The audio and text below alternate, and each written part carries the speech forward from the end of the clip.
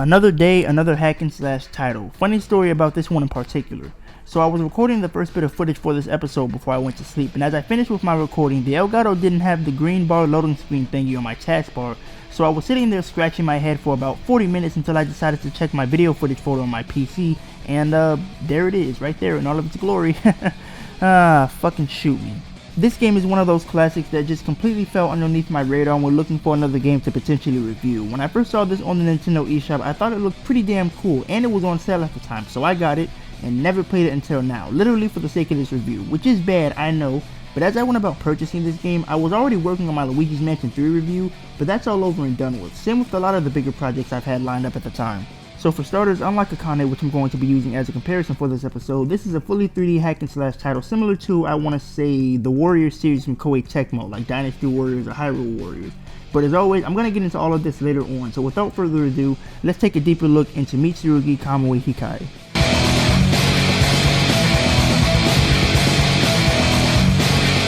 So Mitsurugi Kamui Hikae, or MKH for short, is, as I've stated earlier, an action hack and slash indie title for pretty much all of the modern consoles, including PC, as this was the first piece of hardware this game would release on, making its big PC debut on November 2nd of 2013, while it will release on Steam, PS4, and Xbox One on March 10th of 2014, and the Nintendo Switch in September 20th of 2014. Created and developed by Zenith Blue, the same indie game development company responsible for games like this one? What, did you think there was more? No, this is literally the only one. I've already tried looking to see if there were other games they could have potentially contributed to and found nothing, absolutely nothing. But that's enough for the basic knowledge on the game. We have a story to summarize here, folks. So you play as a Japanese high school female swordswoman named Misa, who is a Blade Templar, and pretty much what that refers to is protector of the world from demons. But that's not Misa's only objective in this story, as she also has to find a cursed demon sword which slowly drains her life force until death, and is responsible for cursing Misa's former classmate Suzuka, who is responsible for slaying her master, so it's up to Misa to destroy the demon sword, slay all of the demons, and kill her former classmate if it comes down to that. Unlike Akane having very little plot elements and no story, this game actually has a clear objective and a start to finish, and it can be argued that the basis for this game is a bit generic looking at it in this day and age, but I think this game does a better job at actually giving us an incentive to continue playing the game, unlike Akane, which only has a few unlockables to hold it down, so I'm glad that this game went above and beyond to make its world feel more alive and its characters feel more human in my opinion. You're not just aimlessly swinging your sword around at enemies to see how many you can take out, you actually have goals and trials to complete, making this game feel more like a game instead of a hack and slash sim with some unlockables. Getting into the menu presentation, it's pretty basic and really straightforward as to which option does what. There's not even any music that plays within this menu either, which is boring as hell. I like my menus to have variety and personality, and I know the menu isn't everything when it comes to video games, but it just presents them in a more intriguing light, I want to say, and makes the game stand out a lot more compared to other games going for the more basic, no music, bare bone menus. I'm not mad per se, I think this menu is fine, it's just boring to me, you know, there's no music, nothing about it's dynamic, it looks nice visually I guess, but that's about it, everything else is just plain with the little sword sound effect every time you navigate.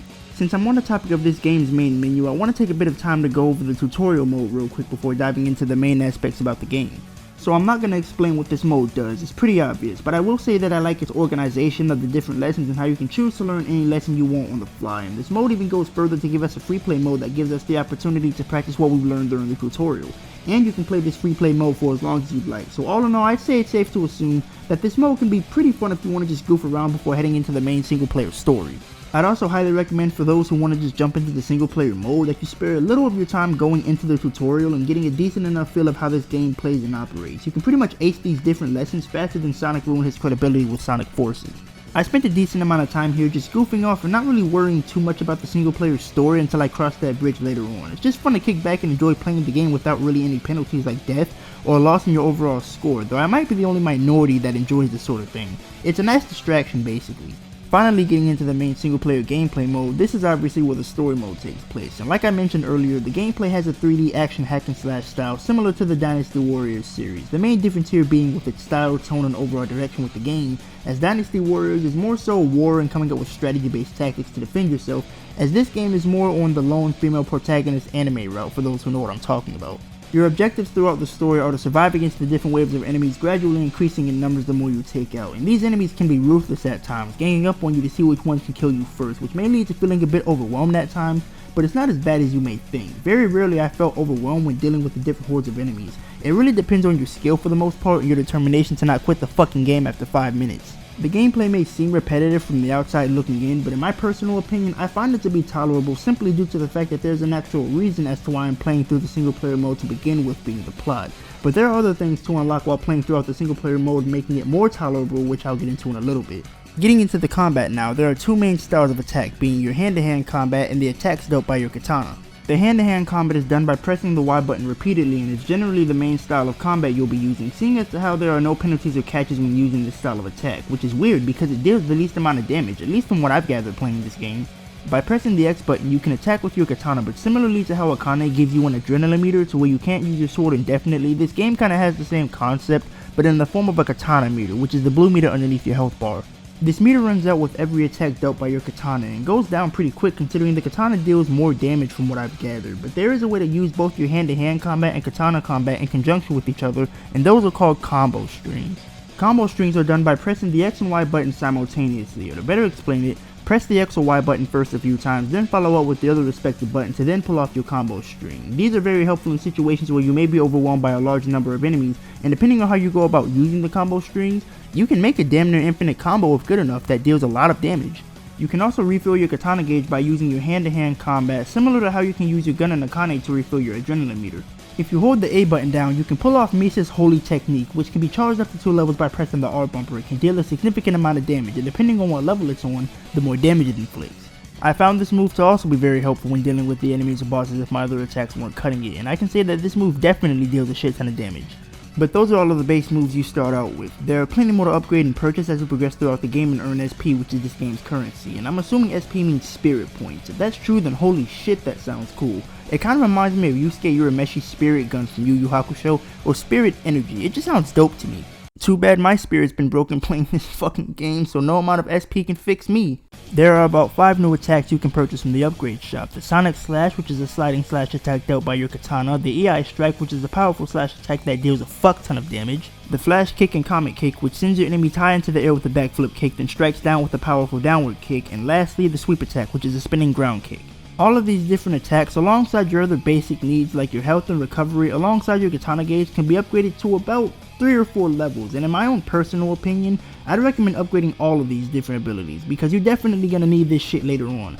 Not to mention when you first purchase the new attacks, they start off rather weak and only deals about 1 blow, so upgrading them not only makes them more powerful, but also adds to the number of strikes done.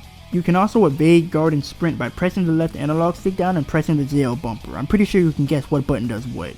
One thing I'll say about her sprinting, however, is there isn't really too much of a difference when running at her normal pace compared to when she's sprinting, so this is ultimately pretty useless. Now it's time to get into the enemies and bosses, as there are some things I have to go over with these guys.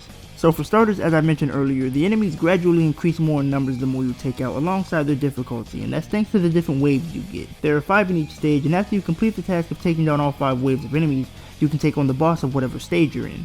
If you notice the enemies flashing red, that's what's known as their bleeding state, and pretty much what this state does is give them more vulnerability to your attacks, and if you press the ZR bumper or whatever trigger you use on your preferred controller, you can pull off Misa's Zanshin attack, which is pretty much a killing blow without actually striking your opponent. Pulling this move off grants you more health and SP, and depending on how badly injured the enemy is, the more SP and health you get. Not to mention you can kill off multiple enemies at once in style.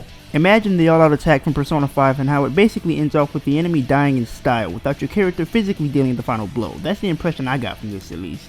I wanted to compare this to Akane as well, but I can't necessarily do that because all of her special moves, while they do look badass and are pretty stylish, she is physically dealing the killing blow, just on a more quicker scale, hence why it's not visible to the naked eye. So on to the bosses now. I'm gonna be honest here, these are fucking ridiculous. Their attack patterns are easy enough to learn and get used to, but these bastards deal so much damage, and then on top of that, if you don't have any of the upgrades or new attacks, good fucking luck. I got stuck on the second boss for about 40 minutes, and then on top of that, whenever these dickheads catch you in one of their attacks, the game will just flat out ignore your evading option and keep you stuck there taking the hits. Not to mention they could break your fucking guard as well, which is BS in and of itself. I got stuck on the second boss so many times that I literally had to go back and start over from the beginning on easy mode. That way I could start fresh and properly upgrade all my skills and purchase all the new attacks so I can stand a chance against these assholes. Alright, I'm good now. I should also mention that every time Misa dies, she makes a questionable scream. Whoa, calm down there, Misa. Now's not the time. The bosses and enemies become more overwhelming the further you get, and depending on what difficulty you have the game set on. I basically played through the entire game about 3.5 times, once on easy and twice on normal, hence why Misa is wearing a different outfit, and I must say I'm digging the Shrine Maiden look. But if you want my honest opinion, I'd recommend just playing through the game on either normal or easy mode, and make sure you stock up on SP and upgrade all your skills and attacks, because these enemies are going to overwhelm you, similarly to how the chickens overwhelm you in Breath of the Wild. Oh geez, oh fuck. So is Mitsurugi Kamui Hikae a game I could recommend to the serious gamers?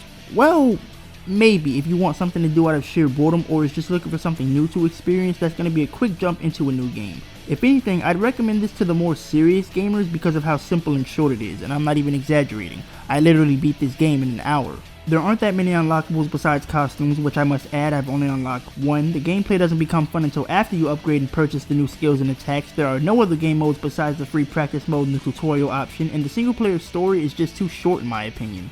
The game doesn't have too much to be desired in it, which is understandable. You have to remember this was developed by a company that only worked on this game alone, so maybe they didn't have the budget or the necessary resources and staff members to help produce more content for the game, hence why it's lacking in most areas other games wouldn't.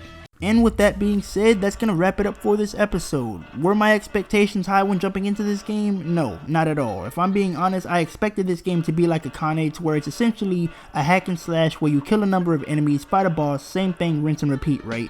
Never really expected this game to have an actual story with different waves of enemies, different bosses, upgradable, new, purchasable skills and attacks. Never expected any of that, right? But it does, and if you would like to pick this game up for yourself, you can purchase it on the Nintendo Switch, the Xbox Live Arcade Marketplace, the PS4, PlayStation Store, and Steam for about $15-$20 I believe. So hopefully if this video did spark your interest, then hey, I'm glad I could help. Also, I've got some work done for the next collection that's actually going to be going up next, and other reviews coming in the future, so stay tuned for that if you're interested. I'd like to thank you all so much for watching. I hope you all have an amazing day, and until next time.